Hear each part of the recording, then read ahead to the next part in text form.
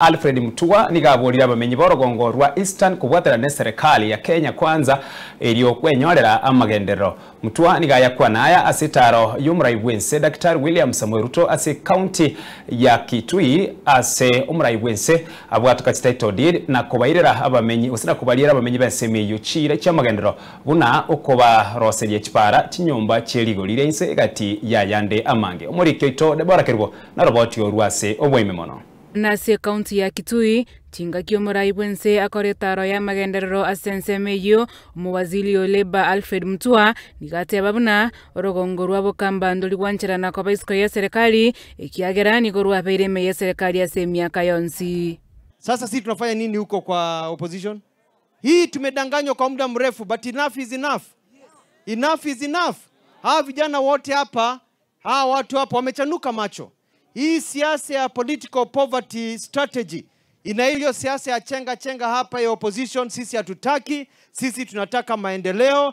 Asenkwa na ayo murayibwense William Ruto nigabene krea menyi bense meyo gotia ko baroseria kibara kinyumba cyerigo lirianse ciciro ne kinyumba cyobaro cyaborokiwa boigo nigabene krea basaya bense meyo konyore meremo Chingakio rwa title deed eribweyemo ne chimisano.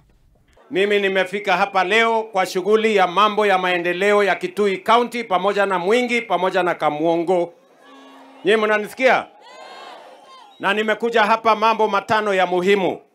Na nataka mnisikize kwa makini. Si namna hiyo? Jambo la kwanza, mimi nimekuja hapa kwa sababu ya barabara yenu hii. Tutakuwa na mpango mkubwa ambayo italeta ajira kwa vijana, lakini tutajenga manyumba, tutajenga masoko, tutajenga hostels. Mimi nimekuja kuwaambia watu wa Kitui, serikali ya Kenya tumetoa 15 billion shillings kupitia kwa housing fund, ambayo sasa tutawajengea nyumba 6,000, tujenge soko 11, tujenge hostels ya watoto wa hapa 6,000, tuhakikishe ya kwamba hii Kitui inabadilika. Muliniambia ya kwamba wananchi wengi hapa bado wanaishi kama maskwota.